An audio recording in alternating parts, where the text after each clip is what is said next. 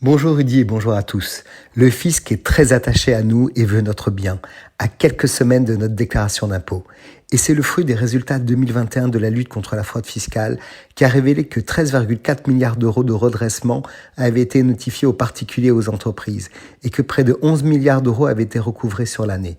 Des chiffres en hausse puisque le montant des impôts réclamés par le fisc était de 8,7 milliards d'euros et se récoltait de 7,8 milliards en 2020 seulement.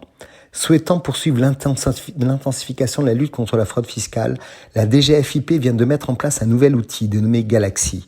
Alors Rudy, présentons ce système. C'est un outil informatique permettant de traiter de manière automatisée toutes les données personnelles des contribuables et de les mettre à disposition de tous les différents acteurs participant au contrôle fiscal. Appelé à être utilisé à la fois par les différents services de contrôle, d'enquête et de recouvrement de l'administration fiscale, Galaxy est décrit dans l'arrêté l'autorisant comme un outil de visualisation au niveau national, d'une part des liens existants entre les différentes sociétés où l'on aurait des liens de participation, et d'autre part des éléments de contexte sur la situation patrimoniale et fiscale de ces personnes.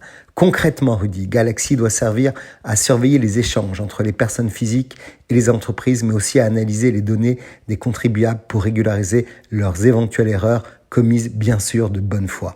Cela ne s'arrête pas là, Rudy, et le fisc vise une surveillance fiscale accrue sur les réseaux sociaux, avec 45% de ces contrôles engagés à la suite d'une analyse de données de masse en 2021 contre 30% en 2020. L'administration fiscale continue de se moderniser. Cette analyse des réseaux peut leur permettre, par exemple, de découvrir que certains contribuables ont un train de vie supérieur à celui qu'ils déclarent ou que leur domiciliation fiscale à l'étranger ne peut pas être acceptée. Dès 2014, la géolocalisation des réseaux sociaux, des photos Instagram ne localisées en France et vous ne pourrez plus déclarer être un expatrié, soyez-en sûrs. L'intelligence artificielle est également mise à contribution par le fisc à travers l'utilisation d'images satellites, notamment afin de repérer des extensions ou des équipements cachés au service des impôts, comme des piscines, des abris de jardins ou encore des vérandas.